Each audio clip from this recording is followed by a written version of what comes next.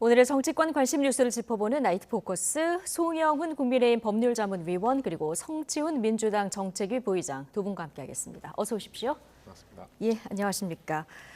자, 한동훈 국민의힘 비상대책위원장 오늘 취임 후 첫 공식 기자회견을 가졌습니다. 중견 언론인 모임인 관훈클럽 초청 토론회에서 여러 가지 현안에 대해서 거침없는 주장을 펼쳤는데요. 일단 가장 민감한 질문은 역시 이제 김건희 여사 가방 관련 논란에 대해서 어떻게 생각하는지에 대한 의견을 다시 한번 물어봤는데, 자, 기본적으로는 몰카 공작이지만 국민이 걱정하실 부분이 있다. 기존 입장을 재확인했다고 보면 될까요? 그렇죠. 기존 입장을 재확인했고 사실은 최초에 이 사건을 언급했던 거에 하고 비교를 해보면은 네. 뭐 발언 내용이나 기조가 바뀐 것 같지는 않아요. 그리고 이제 10시가 넘었으니까 이제 대통령 신년 대담이 방영이 되고 있을 텐데 네. 아마 이제 어떻게 말씀하셨는지도 곧 확인이 될 것 같습니다. 네. 예. 네, 한동훈 비대위원장 발언이 있었고 네. 대통령 발언을 이어서 좀 확인을 해봤으면 하는 얘기를 해주셨고요.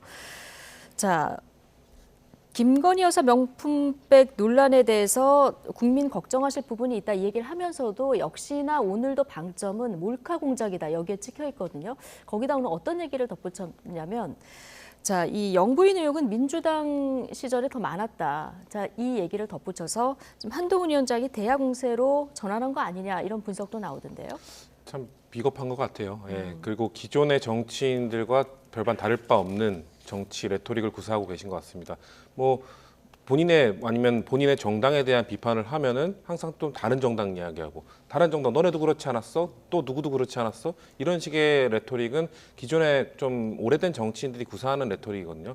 그렇기 때문에 이번 대담에서 특히 이번 대답에서 나온 한동훈 위원장은 뭐랄까 새로운 인물은 맞는데 새로운 정치를 추구하는 사람은 아닌 것 같다. 그리고 좋은 공격수는 맞는 것 같아요. 공격은 정말 잘하시는 것 같아요. 근데 네. 이런 좀 불편한 질문을 수비하는 능력은 참 부족해 보인다. 왜냐하면 항상 수비할 타이밍에 계속 공격만 하시더라고요. 그런 것들이 좀 드러나지 않았나라고 보고 있습니다. 수비할 타임에 공격만 했다. 어떻게 들으셨습니까? 그런데 과거에 이제 그 전직 대통령 배우자, 그러니까 김정숙 여사죠. 김정숙 여사에 관해서 뭐 여러 가지 또 의혹과 문제 제기가 있었던 것은 사실 아닙니까? 대표적으로 뭐 타지마를 가신 사건이라든가 또 이제 그 고가의 그 옷을 협찬을 받았는데 그 옷이 나중에 어디에 귀속됐냐 뭐 이런 논란도 있었고, 그런 것들을 생각해 보면은 과거에 그런 부분에 대해서 국민들께서 아주 납득할 수 있을 만큼 이렇게 규명이 되고 넘어가진 않았기 때문에 그런 부분에 대해서 환기 정도의 언급은 할 수 있다고 봅니다. 네. 예. 김정숙 여사 한마디 해야 될 것 같은데요. 네. 그 타지말 그거는 이제 영부인으로서 그 처신이 적절했느냐 그건 따져봐야 될 문제라고 생각합니다.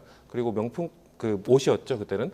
옷과 관련돼서도 뭐 추가적으로 나온 증거가 없습니다. 증거를 제시하면 되는 것인데 그것을 뭔가 지금 김건희 여사의 좀 막 증거가 점점 나오고 있는 이 피의 혐의, 범죄 혐의로 지금 추정되는 그런 것들과 직접 비교하는 것은 좀 부적절하다고 생각합니다. 범죄 혐의라고까지 언급을 하셨는데. 아니, 그렇게 언급하진 않았고요. 다만 이제 어쨌든 이 문제는 지금 대통령께서 신년 대담에서 또 언급을 하고 계실 거기 때문에 대통령의 언급을 한번 지켜보도록 하겠습니다. 양쪽이 네, 고소고발돼서. 네. 그러면은 대통령의 언급을 좀 지켜보자 말씀하셨는데 국민 눈높이에서 봤을 때 대통령이 어느 정도 수위까지 발언을 할 거라고 예상하십니까? 지금은 이제 방송에 들어갔기 때문에 네. 예측을 하는 게 의미가 없고 뭐라고 말씀하셨느냐에 따라서 그 당정이 어떻게 하는지가 중요합니다. 예. 그러니까 이거를 이제 국민들께서 판단하실 건데 네. 국민들께서 만약에 이걸 보시고 충분하다고 이해를 해주셔도 그게 끝은 아니죠. 그러니까 어떤 실천적인 조치가 뒤따라야 되고 네. 이부속실 부활이라든가 또 특별감찰관을 조속히 임명하기 위한 여러 가지 작업들이라든가 그런 것들이 반드시 후행해야 될 것이고요. 네. 그다음에 국민들께서 만약에 부족하다고 하시면은 더 진솔한 소통을 해야죠. 그건 뭐 말할 것도 없고요. 그리고 이 건과는 별개로 대통령께서 그 국민들과 소통하는 그 보폭, 활동 반경 이런 거는 분명히 넓힐 필요가 있습니다. 기자회견 같은 폭넓은 소통이 있어야 국민들께서도 대통령의 진정성을 이해할 수 있고 또 예. 대통령이 어떤 고민을 갖고 계신지 국민들도 알 수가 있고 그렇기 때문에 그건 앞으로 좀 반드시 그 소통의 폭을 넓힐 필요는 있다고 봅니다. 오늘 대담을 기점으로 해서 앞으로 국민들과의 소통의 폭을 어떤 형식으로도 좀 넓혀야 된다. 그렇습니다. 자, 뭐 실시간 기자회견이라든가 예. 앞으로는 있어야 될 걸로 봅니다. 예. 자, 지금 오늘 대통령께서 이 논란에 대해서 어느 정도 해명을 해도 제2부속실 설치라든가 특별감찰관 같은 어떤 실행으로 이어져야 된다는 이런 말씀을 해주셨고요. 그리고 오늘 뭐 이 문제뿐만 아니라 물가라든가 의대 정원 문제라든가 거부권 행사 굉장히 뭐 여러 가지 민감한 문제들 다 언급이 될 텐데 오늘 대담 이후에 가깝게는 설 민심 또 길게는 좀 총선까지 어떤 민심의 영향이 좀 있을 거라고 예상하십니까? 영향을 줄 수밖에 없을 것 물론 이제 같습니다. 내용을 좀 봐야겠습니다. 예, 물론 네. 그렇지만 그 어떤 긍정적 영향을 줄 것인가 아니면 아무런 영향을 주지 못할 것인가 오히려 부정적 영향을 줄 것인가 국민들은 지금 지켜보고 있는 거거든요. 네. 선거를 앞두고 보통 뭐 유권자 투표 형태에 대해서 뭐 회고적 투표, 전망적 투표 이런 얘기 하지 않습니까? 그러니까 회고적 투표는 이제 과거 윤석열 정부에 대한 평가인데 국민들은 지금 회고적 투표 지표는 윤석열 대통령이 이번 대담에서 어느 정도까지 이야기를 하느냐. 사실 그 대통령이 뭐 국민과 대화하거나 대담할 때 좀 불편한 이야기를 하고 부족하게 국민 네. 눈높이 수준에 맞지 않게 좀 그걸 얘기하더라도 국민들은 그래도 나와서 매 맞았네. 그 정도만으로도 인정해 주는 경우도 있습니다. 예. 근데 과연 윤석열 대통령이 매 맞았다고 할 정도의 발언을 할 것인가? 지금 모두가 좀 부정적으로 보고 있죠. 근데 오늘 모르겠어요. 지금 진행이 되고 있기 예. 때문에 뭐 과연 제가 생각하는 뭐 부적절했다라든지 뭐 그 현장에서 돌려줘야 했다. 이 정도의 발언만 나와도 국민들은 나와서 매 맞았네 할 텐데 글쎄요. 그 얘기를 하실 정도였다면 왜 지금까지 안 했을까? 아마도 나오지 힘들지 않을까라고 생각하고 있습니다. 예, 뭐 송영윤 위원님 말씀대로 대담이 좀 지난 후에 네. 자, 이 발언에 대해서는 아마 저희가 내일 평가를 해볼 수 있을 것 같은데요. 자, 오늘 한동훈 위원장 기자회견 관련 질문 계속 이어갈 텐데 대통령과의 관계에 대한 질문도 오늘 나왔습니다. 지금까지 내가 대통령과 신뢰의 관계를 유지할 수 있는 거는 서로 자기 생각을 강요하지 않는 덕분이다. 자, 이런 얘기를 했는데 자, 지난번 갈등은 완전 봉합됐다고 봐야 될까요?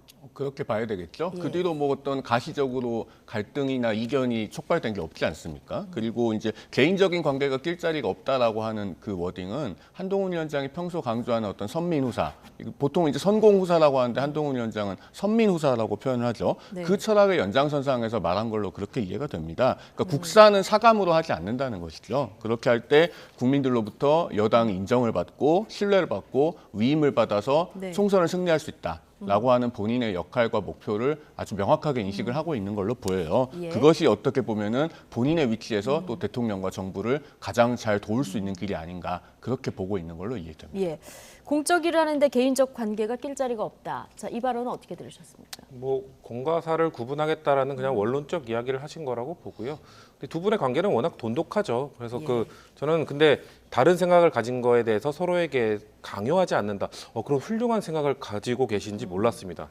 그런데 여쭙고 싶은 게 그렇다면은 왜 사퇴 요구를 했을까요? 비서실장을 보내서 분명 다른 생각을 가졌기 때문에 사퇴 요구를 한 것 아닌가요? 라고 되묻고 싶고 그리고 그런 좋은 생각을 야당 혹은 좀 이견을 갖고 있는 그룹들에 대해서도 똑같이 적용해 주시면 어떻겠나라고 꼭 부탁드리고 싶습니다. 왜냐하면 지금까지 윤석열 대통령이 펼쳐온 국정 운영을 보면은 좀 이견이 다른 생각이 다른 그룹에 대해서 다 카르텔화 시키고 노사 카르텔, 노조 카르텔, 사교육 카르텔, 시민사회 카르텔, 운동권 셀 수 없이 많습니다. 다 카르텔화 시키고 뭔가 다른 그 의견에 대해서 강요하지 않았습니까?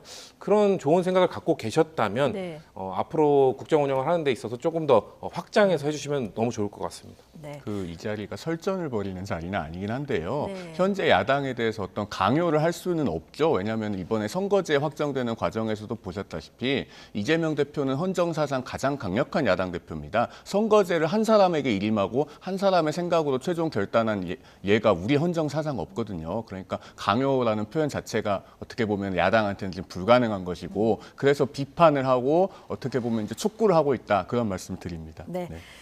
자, 한동훈 위원장에 대해서 총선 이후 행보에 대한 질문도 나왔는데요. 자, 이 질문에 대한 대답 오늘 굉장히 관심을 끌었습니다. 자, 어떤 답변을 내놨는지 직접 듣고 오시죠. 입장 바꿔 생각해 보더라도 4월 10일 이후에 제 인생이 좀 꼬이지 않겠습니까? 이기든 지든. 저는 그걸 알고 나왔습니다. 그렇기 때문에 그 이유는 정말 생각하지 않고 있습니다. 근데 이번 총선에서 저희가 저희가 지금 생각하는 그 목표를 달성하지 못한다면 저는 당연히 비상대책위원장직에서 물러날 겁니다. 오해가 있으신 것 같은데요.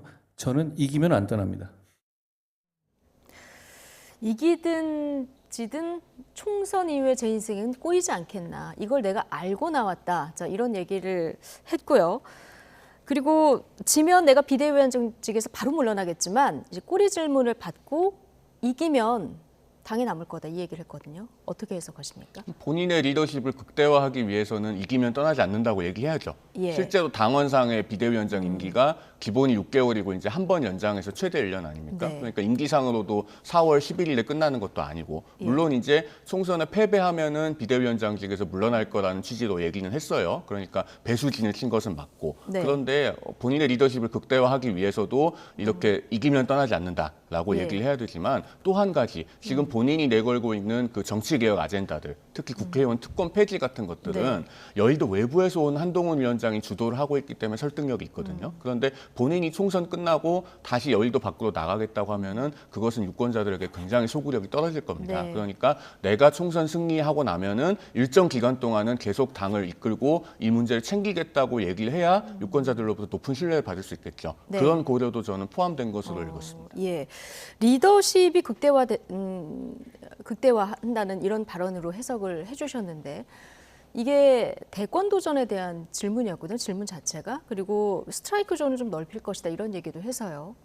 자, 이후 행보에 대해서는 어떻게 보십니까? 대권에 대해서는 사실 약간 여지를 열어놨다는 해석도 나오던데요. 대권에 대해서는 한동훈 비대위원장이 아직까지 정말 아무 생각이 없는 걸로 예. 보이고요. 그것에 관해서 명시적으로 답을 하지도 않았고 사실은 제가 이 관훈 토론회를 처음부터 끝까지 다 봤습니다. 네. 봤는데 사실은 그런 부분에 대해서 어떤 답을 기대하거나 의도하고 던진 질문들이 이거 말고도 있었어요. 네. 뭐가 있었냐면 한동훈 비대위원장에게 동료 시민이라고 하는 표현이 마음속에 꽂힌 것이 언제냐, 그 계기가 뭐냐라는 질문이 한 2번 정도 연달아서 나왔었습니다. 그게 원래 미국에서는요, 그 My Fellow Citizens라고 하는 제목으로 된 연설문집이 있습니다. 미국 네. 대통령들의 취임사를 모아놓은 연설집인데요. 사실은 이제 그런 것들을 어떻게 보면 예상하고 던진 질문이 아닌가 네. 했는데 한동훈 비대위원장은 그런 답을 하지 않더라고요. 예. 그리고 뭐 고대 그리스에서도 쓰던 표현이다 뭐 이런 얘기들을 네. 했고 그런 걸로 봤을 때 현재 어떤 대권을 의식하고 있는 것은 아닌 것 같고 우리 정치권의 문법으로 봐도 사실은 총선을 이겨야 그 다음이 뭐가 있어도 있는 것이지 지금 그 다음을 생각할 계제가 현실적으로도 아닐 겁니다. 네, 아마 중견 기자들이 질문을 했기 때문에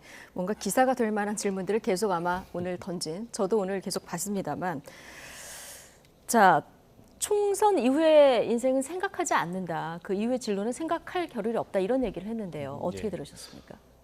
글쎄요, 스트라이크 존을 넓히겠다는 발언을 저는 사실상의 출마를 고려하고 있다. 출마 선언으로 봤거든요. 여지가 좀 있다 이렇게. 예, 들으셨습니까? 왜냐하면 야구를 좋아하시니까 아마 스트라이크 존을 말씀하신 것 예. 같은데 스트라이크 존을 넓힌다는 얘기가 이 볼이 스트라이크인지 볼인지 좀 애매하더라도 무조건 이 공에 대응을 하겠다는 거거든요. 그러니까 대권 출마가 나에게 옳은 길인지 아닌지 아직 판단이 잘 서진 않지만 아마 들어오면 대응을 할 수밖에 없게 될 것이다라는 사실상의 대권을 염두에 두고 있다는 저는 발언으로 받아들였고요. 네. 그리고 뭐 지면 이기면 이걸 얘기를 했는데 이기면 상황이 많이 꼬이죠.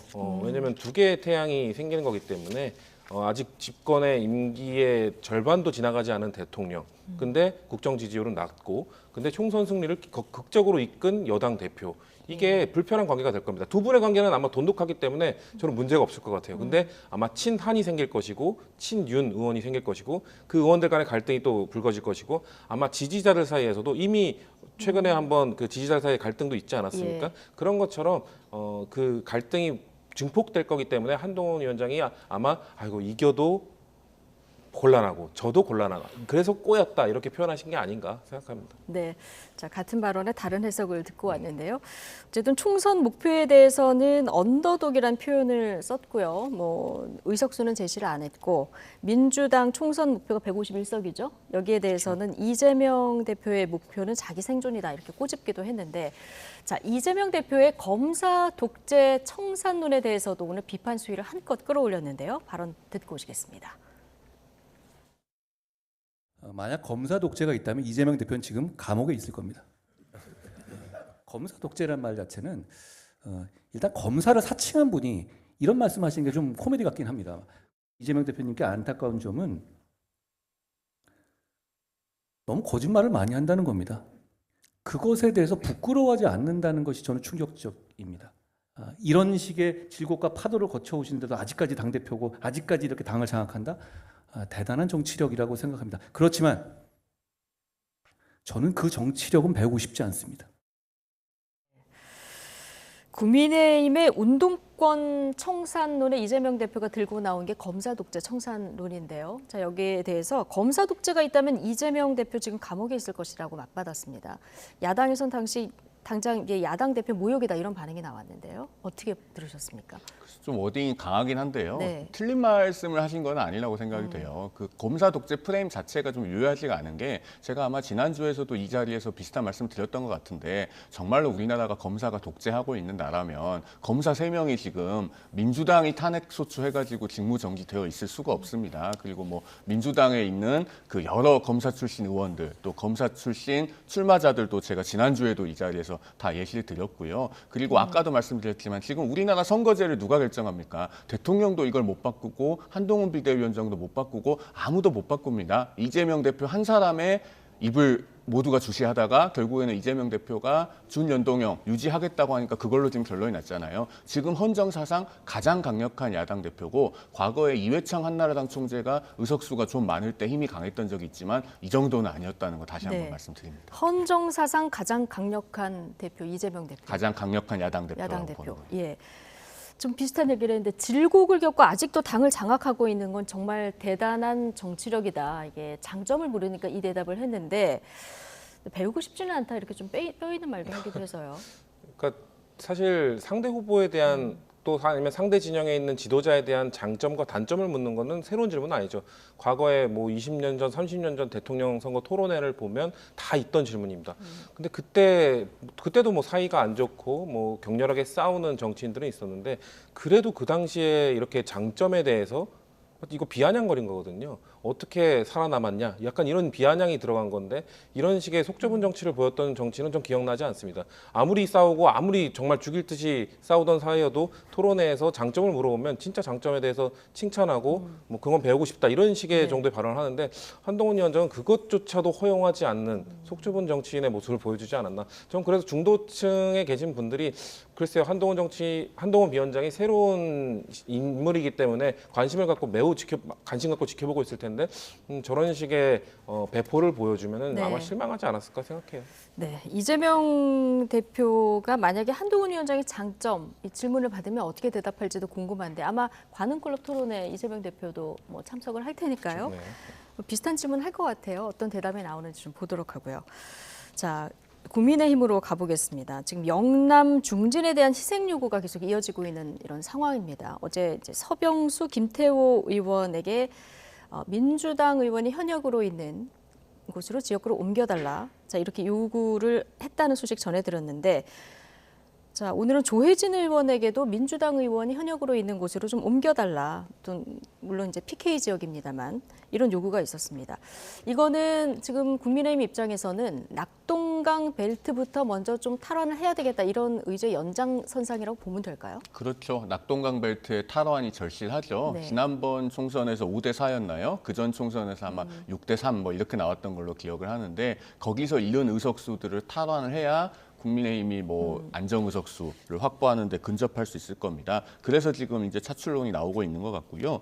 그 이제 서병수 의원 같은 경우에 5선을 하셨고 네. 특히나 이제 부산시장을 하셨기 때문에 사실 부산의 어느 지역구에 투입을 해도 논리적으로 말이 되죠. 예. 당선 가능성도 존재한다고 봐야 되고 그래서 이제 부산 진갑을 떠나서 그 전재수 의원이 현역으로 있는 부산 북강서갑 차출론이 나왔던 거고요. 그다음에 이제 김태호 의원 같은 경우에 지금 양산을 차출론이 나오고 있지 네. 않습니까? 근데 이분은 원래 그 저 김해을에서 또 초재선을 했었고 그래서 이게 그 낙동강 벨트로 오는 것이 그렇게 썩 낯선 일이 아닙니다. 네. 그 과거에 이분이 거창 군수로 그 공직 시작을 했기 때문에 선출직을 시작을 했기 때문에 마치 이제 거창이 홈그라운드인 것처럼 인식이 되고 현재 지역구도 그 산청, 함양, 거창 그쪽이긴 합니다만은 네. 원래 낙동강 벨트에서 하셨거든요. 그래서 옮겨오는 것이 그렇게 낯선 일이 아닐 것 같고 그다음에 이제 조혜진 의원 같은 경우는 그 지역구가 밀양, 의령, 함안, 창녕이잖아요. 깁니다. 예. 근데 원래 여기가 4개의 군이 현재는 복합되어 있는데 처음에 초선 재선을 할 때는 지역구가 밀양하고 창녕이었습니다. 네. 나중에 이제 2군데가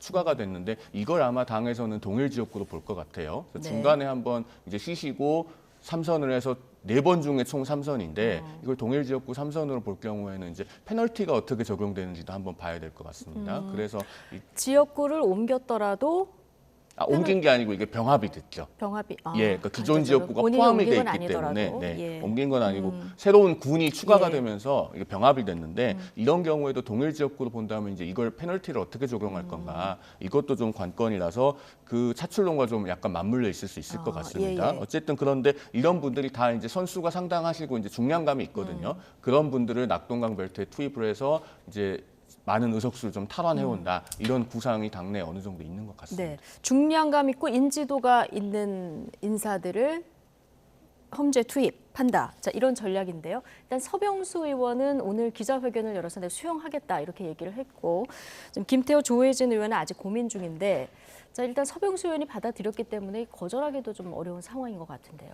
아마 받아들일 수밖에 없을 겁니다. 네. 만약에 거부할 경우 기존 지역구에도 공천을 받기 어려운 상황이 올 수 있고요. 지금 낙동강 벨트에 국민의힘이 사활을 거는 이유는 매우 상징적인 곳이기 때문이죠. 모두가 알고 있다시피 민주당의 전직 대통령 두 분이 살고 그 고향인 경남과 그 사저도 있고요. 예, 사저가 네. 있는 그 지역이기 때문에 아마 그런 거에 대한 좀 상징적인 곳을 공략하겠다라는 의미로 오는 것 같은데요. 근데 서병수 그 전 부산시장 그리고 전 의원 이 정도 인물이 오더라도 왜 부산 지역에서 이 지역이 험지로 원래 부산 지역은 국민의힘 텃밭 아닙니까? 네. 그런 곳임에도 불구하고 험지로 분류되는 이유는 전재수 의원이 20년 동안 닦은 곳이기 때문이죠. 예. 물론 재선 의원밖에 되지 않았지만 지역을 20년 동안 정말 샅샅이 닦았기 때문에 아마 서병수 의원도 만만치 않은 도전이었는데도 이렇게 수긍하신 거는 아마 다른 의원들도 압박을 느낄 겁니다. 전재수 의원을 상대하겠다고 서병수가 가는데 다른 예. 의원들이 거부할 명분이 없죠. 그리고 저는 김태우 의원이 지금 그 거론이 되고 있는데 지금 김두관 의원의 반응이 저는 아주 좀 주목할 만한 것 같아요. 예. 왜냐하면 뭐라고 하셨냐면 전현직 경남도지사가 이 지역을 위해 경쟁을 하게 된다면 네. 이 양산 시민들을 위해서도 매우 좋지 만약 않겠냐. 매치가 성사된다면 예. 그 부분도 굉장히 관전. 예, 그런 매너 있는 태도를 보이는 게 다른 정치인들도 좀 자기 지역구에 누가 왔을 때 그런 식으로 좀 받아줬으면 좋겠어요. 네.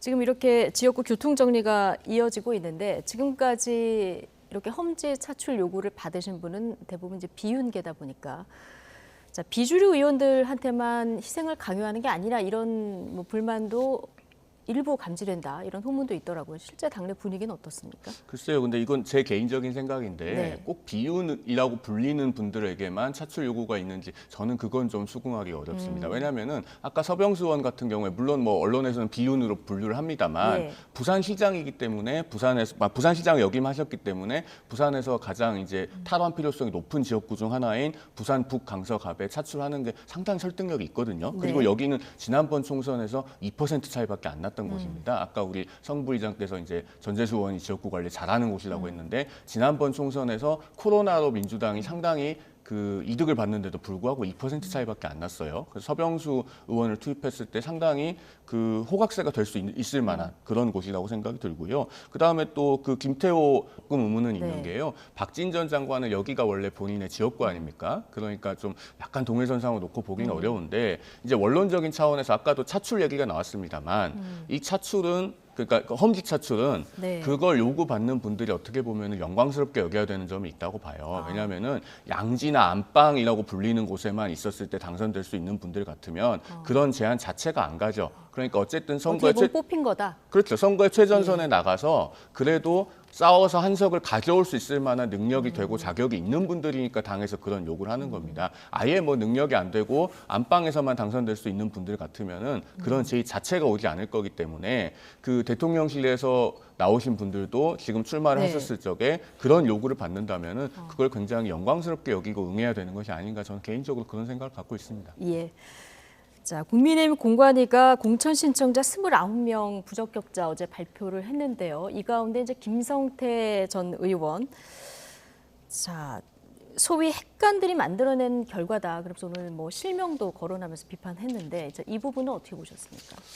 뭐 항상 탈락한 사람은 뭔가 억울한 부분이 있고 원인을 찾아야 되고 원인을 본인에게서 찾기보다는 뭔가 누군가에 의해서 내가 음해에 의해서 부적격을 받은 것이다 이런 얘기를 하고 싶어 하죠. 근데 사면이란 게 사실 사면이 너 선거 나가도 돼 이건 아니거든요. 이전에 그 저질렀던 그리고 확정이 됐던 범죄에 대해서 이후 처벌에 대한 그런 것들을 사면해 주는 것인데 다들 너무 나오는 게 당연시되고 있는 것 같아요. 그게 왜냐하면 저는 작년 그 강서구청장 재보궐선거에서 그 김태우 후보가 사면 받자마자 사실상 후보로 내보내기 위해서 사면을 받았던 그 출마 때문에 뭔가 지금 이후에 사면 받은 사람들이 나도 출마해도 되겠네. 저는 네. 김태우 효과로 보고 있고요. 근데 이번에는 아마 공천을 주지 못한 거는 민주당의 영향도 있을 것 같아요. 민주당 적격 부적격 아주 많은 비판을 받았지만 그중에 이 사면 받은 정치인 한 분 계셨는데 그분도 부적격을 받았거든요. 네. 그래서 그런 거를 보면서 민주당도 사면 받은 사람 부적격 줬는데 우리도 줄 수는 없다. 그리고 강서구청장 재보궐선거에 대해 그 결과를 보고 우리가 좀 배운 게 있어야 되지 않겠냐라는 내부적 좀 분위기가 있지 않았을까. 김성태 예. 전 의원의 억울함은 글쎄요. 국민들은 그렇게 보진 않을 것 같습니다. 강서구청장 말씀하신 대로 선거 영향 때문일까요? 국민의 이번에 도덕 기준을 좀 높였잖아요. 사면돼도 배제한다. 자, 이건 어떻게 보십니까? 룰 자체는 개인적으로 매우 타당하다고 네. 봅니다. 일단 법적으로 봐도 그런 게요. 그 형선고의 효력을 상실하게 하는 특별 사면을 받으면은 형선고의 법률적 효과는 소멸되지만 그 형선고가 있었다는 사실 자체까지 모든 효과가 소멸되지는 않는다는 게 대법원 판례입니다. 이건 네. 확고한 판례가 대법원 판례가 여러 개가 있고요. 그다음에 정치적으로 봐도 이런 기준을 적용하는 게 맞죠. 왜냐하면 국민의힘 입장에서는 어쨌든 민주당보다 한 단계 높은 도덕적 기준을 가져가야 국민들께 설득력이 있을 건데 지금 민주당의 공천 기준 중에 가장 논란이 되는 게 3심까지 대법원 판결이 확정되지 않으면은 하급심에서 유죄 받거나 기소가 돼도 무죄 추정으로 보겠다는 네. 거 아닙니까? 그게 지금 국민 눈높이하고는 맞지 않죠. 그래서 국민의힘에서는 그거보다 한 단계 높여서 사면이 됐다고 하더라도 심지어 확정 판결을 받고 그게 사면이 됐다고 하더라도 우리는 공천 자격을 안 주겠다라는 거예요. 그런 네. 점에서 한 단계 높게 그 국민의힘은 지금 기소 여부에 대해서는 어떤 기준입니까? 기소 여부에 대해서는 아마 제가 알고 있기로는 이게 사안별로 따지는 걸로 알고 네. 있습니다. 한번 다시 확인해 보겠습니다. 제가 여기선 반발을 해야 될 것 네. 같은데요. 그러니까 잠깐 말이 네. 아직 안 예, 예, 끝났습니다. 예. 예. 그래서 어쨌든 한 단계 높은 도덕적 기준을 가져간다는 차원에서도 그렇게 설정하는 게 맞을 것 같고 그다음에 말씀하신 것처럼 이제 강서구청장 보궐선거 사례도 있죠. 그러니까 결국에는 이게 사면이 됐다고 해도 국민들 마음속에서까지 사면이 된 것인가 그걸 봐야 되기 때문에 그 사면되신 분들에 대해서 공천 자격을 부여하지 않는 룰은 불가피한 측면이 있다. 다만 그분들 중에는 어떻게 보면 당에서 그 경험은 경청해야 될 분들이 있을 수 있습니다. 그분들을 잘 다독이고 경험과 지혜를 경청하는 것들은 또 그것대로 필요하지 않나 하는 정도의 생각을 네. 가지고 있습니다. 네, 뭐 참 남을 비판하는 건 쉽습니다. 근데 본인의 잣대를 똑같이 적용하느냐 이게 힘듭니다. 저도 그래서 항상 뭔가 비판할 때 조심스러운데요. 국민의힘이 이 민주당의 이 공천 기준, 방금 말씀하신 무죄 추정의 원칙에 대해서 엄청난 비판을 했습니다. 그러면 이제 과연 근데 그 사안별로 보신다고 한 게 명확한 기준을 제시하지 않은 것이거든요. 정진석 의원 지금 1심 실형 나왔습니다. 그리고 김연아 전 의원 예비후보 등록하고 잘하고 있지만 지금 재판 중에 있습니다. 이런 부분들에 대해서 과연 얼마나 엄정한 잣대를 들이댈 것인가. 이게 국민의힘이 지금까지 민주당에 대해서 그렇게 신랄하게 비판했던 것을 본인들에게는 어떤 잣대를 들이댈 것인가를 가늠하는 기준이 될 거라고 보거든요. 저는 그 기준을 높여주셨으면 좋겠어요.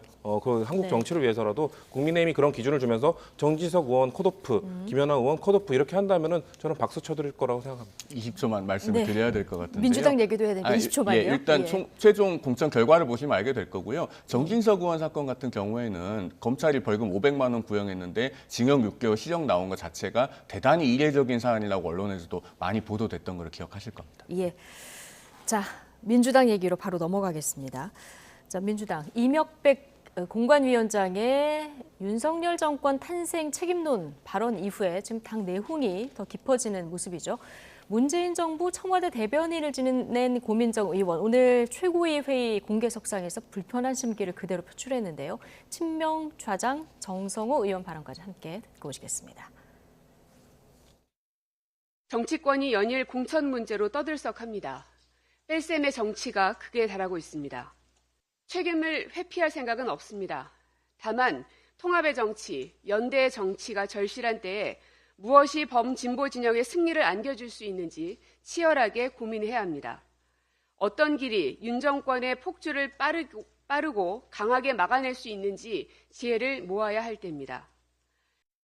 특정한 어떤 분들을 지목한 것은 아니라고 보고 있고 당이 변화돼야 되는데 이번 구청선 공천 과정에서 혁신적인 모습을 보여주지 않으면 국민이 신뢰하지 않을 겁니다. 주류적인 입장에 있었고 또 우리 문재인 정부의 핵심적인 역할을 했던 분들이 어떻든 책임을 져야 된다는 이런 의견이 굉장히 크기 때문에 네.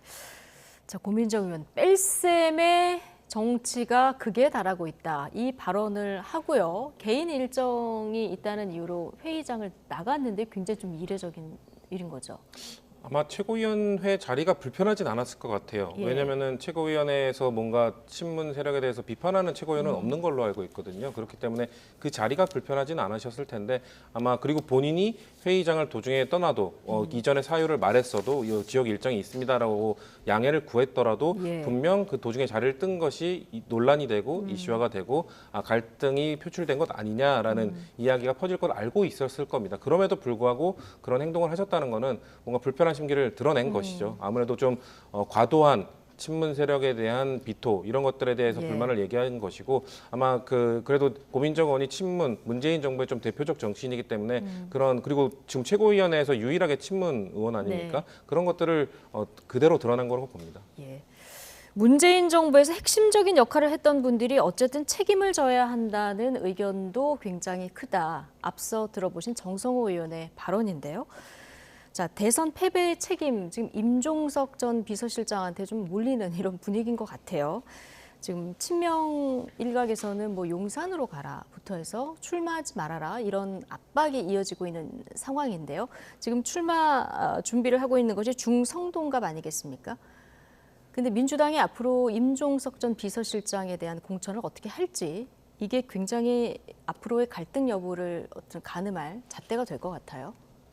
일단은 뭐 임종석 실장을 어디에 공천하느냐 혹은 심지어 공천을 주지 않느냐 이게 이제 친문을 어떻게 이번 총선에서 공천할 거냐에 대한 시금석이 되겠죠. 예. 풍향계가 될 것 같은데 그 임종석 실장이나 노영민 실장 입장에서는 좀 억울한 점도 있을 것 같아요. 네. 당내적인 입장에서 보면. 예. 왜냐하면은 지금 민주당 현역 의원 164명 중에 문재인 정부 때 여당 의원이 아니었던 분이 있습니까? 사실은 문재인 대통령의 임기 절반을 여당 의원으로서 함께 했거든요. 그러면은 사실은 문재인 정부가 정권을 내줄 정도로 실패를 했으면은 그 여당 의원들이 다 공동 책임이 있는 거예요. 그거를 임종석 실장이나 노영민 실장 보고 십자가를 지라고 하면 당내적인 관점에서는 그분들이 억울하겠죠. 네. 그 다음에 이제 임종석 전 실장을 공천을 줄 거냐는 문제를 놓고 보면 164명의 민주당 현역 의원 중에 30%만 현역 교체율을 달성해도 50명 정도가 출마를 못합니다. 그분들을 뭐 이렇게 나중에 민주당이 만든다고 하는 그 비례 정당에도 보내야 될 것이고 또 탈당해서 출마하지 않도록 다독일 필요도 있을 건데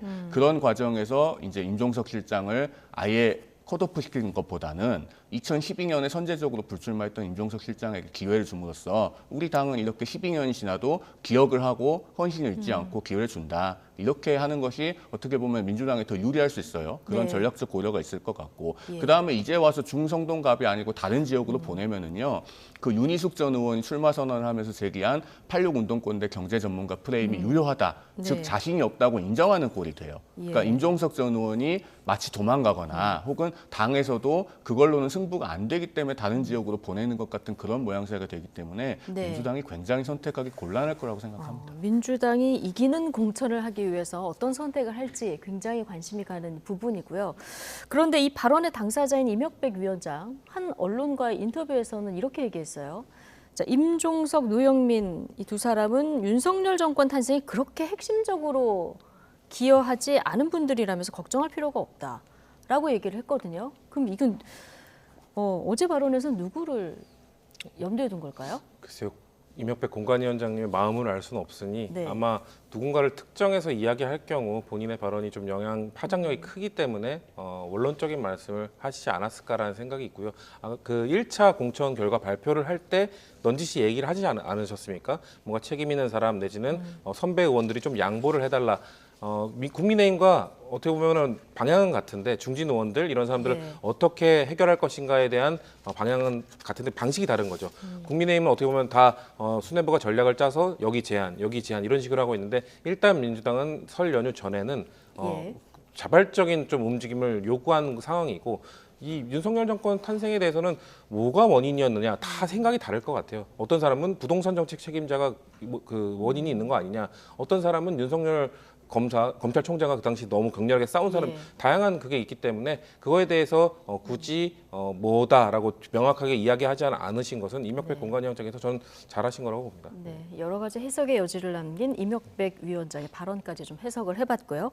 자, 비례대표 선거제 후폭풍 마지막으로 짧게 좀 다뤄볼 텐데요. 선거제 키를 쥐고 있는 민주당이 준연동형 비례대표제를 채택하면서 거대 양당의 꼼수 위성정당 사태 이번 총선에서도 되풀이될 전망이죠.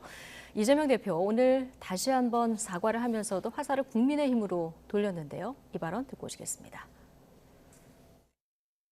여당의 이 100% 위성정당에 대해서는 뭐 당연하다 이렇게 평가 판단하고 야당의 그래도 비례대표제 그중에서도 연동형의 취지를 살리겠다는 이 준위성정당에 대해서는 다른 잣대로 비방하는 것은 균형의 관점에서 옳지 않다 이 말씀을 드린 바입니다. 그러니까 국민의힘은 100% 위성정당을 만드는데 민주당은 준위성정당을 만든다는 거예요. 왜 민주당만 그런데 비판하냐 이런 얘기인데요. 저는 지금도 그 위성정당과 준위성정당이 뭐가 다른지 잘 모르겠습니다. 그 독자적으로 자생할 능력이 없는 1인 정당이나 다름없는 정당으로부터 온 후보들 몇 명을 비례대표 순번에 끼워 넣으면은 앞에 준자가 붙는 준위성정당이고 그게 아니면은 위성정당이고 그렇게 되는 겁니까? 그 근본적인 차이가 뭔지 모르겠고요. 그 2020년에 그 비례대표 이제 선거를 하고 나서 몇몇 그 의원들이 이제 더불어시민당으로부터 제명이 돼서 각자의 원소속 정당으로 돌아가지 않았습니까? 네. 그렇게 해서 현재까지 원내 정당의 지위를 유지하고 있는 게 기본소득당인데요. 이 기본소득당이 2021년에 당비 내는 당원 수가 809명입니다. 예. 그러니까 이런 정당을 위성정당이라고 하는 게 탄생할 수밖에 없는 비정상적인 기형적인 선거 제도를 가지고 존속을 시키는 것이 민주당이 말하는 다당제인가? 사실 이것은 진정한 의미의 다당제가 아니죠. 어떻게 보면 뭐 야3당, 야4당 이런 모양새를 갖추기 위한 우당을 두는 겁니다. 이런 기형적인 선거 제도는 사실은 이번에 정리가 됐어야 되는데 또 이런 그 위성정당을 반복하게 된 것이 참 안타까울 따름입니다. 예. 근데 민주당이 내건 범야권 준위성정당, 통합형 비례정당이라고 부르던데요. 자, 이걸 연합을 어떻게 할 것인지, 비례대표 순번을 어떻게 정할 건지 앞으로 이제 정해야 되는 상황인데, 뭐 소수 정당이 벌써 일제히 요구를 쏟아내기 시작했거든요. 이거 어떻게 정리가 될까요? 전 민주당이 강하게 내부 예. 원칙을 정해야 된다고 생각합니다. 네. 제가 민주당이 네. 강하게 정하면 또 안 된다는 게 소수 정당의 의견이거든요. 이제 뭐 기싸움을 하는 거라고 보더라도 네. 그래도 키를 쥐고 가야 된다고 생각합니다. 왜냐하면은 지난 더불어시민당 때 워낙 부실한 검증 네. 그런 것에 대한 책임이 있기 때문에 이번엔 제대로 해야 되거든요. 그렇기 때문에 제가 생각하는 원칙이 몇 가지가 있는데 일단 민주당에서 나간 분들이 만든 정당은 저는 배제해야 된다고 생각합니다. 예. 그분들은 사실상 국민들께서 소수 정당으로 보지 않고 그냥 민주당으로 보거든요. 그렇기 때문에 그분들이 만약에 비례대표, 통합비례정당에서 뭔가 경쟁하고 싶으면 민주당 몫에서 경쟁을 하셔야 네. 된다고 생각을 하고요. 그리고 선거를 앞두고 오로지 이 비례연합정당을 목적으로 창당된 정당들 그런 정당들이 있거든요. 뭐 기본소득당이나 뭐 녹색정의당 이런 정당들은 오래된 정당들이죠. 그런 정당들이 아닌 이 선거에 맞춰서 떴다 방식으로 창당된 정당들에 대해서도 배제 원칙을 말해야 되고요. 그리고 아까 제가 그 강하게 키를 쥐고 가야 된다는 말씀을 드린 게 아까 뭐 우리나라의 그 선거제도에는 봉쇄 조항이 있습니다. 3%가 있지 않습니까? 3%를 넘지 못하는 정당들에 대해서 어떻게 보면 우리가 디딤돌 역할을 해주겠다는 건데 그 디딤돌을 밟고 올라갈 정도의 능력이 있는 정당들에게만 함께 하자고 해야 되는 건데 그 정당들의 그 개수가 부족할 가능성도 있잖아요. 근데 뭐 퐁당퐁당으로 하겠다고 원칙을 정해버리면 그 능력이 없는 정당들에게도 공천을 줄 수도 있지 않습니까? 그렇기 때문에 그 정당이 얼마나 될지 모르는 상황에서 그런 뭐 그쪽 정당들이 요구하는 거를 다 들어주는 거는 오히려 이 통합비례정당이 더불어시민당에서 저질렀던 실수를 다시 되풀이하는 길로 갈 수 있기 때문에 민주당이 좀 더 강하게 이야기해야 된다고 생각합니다. 예.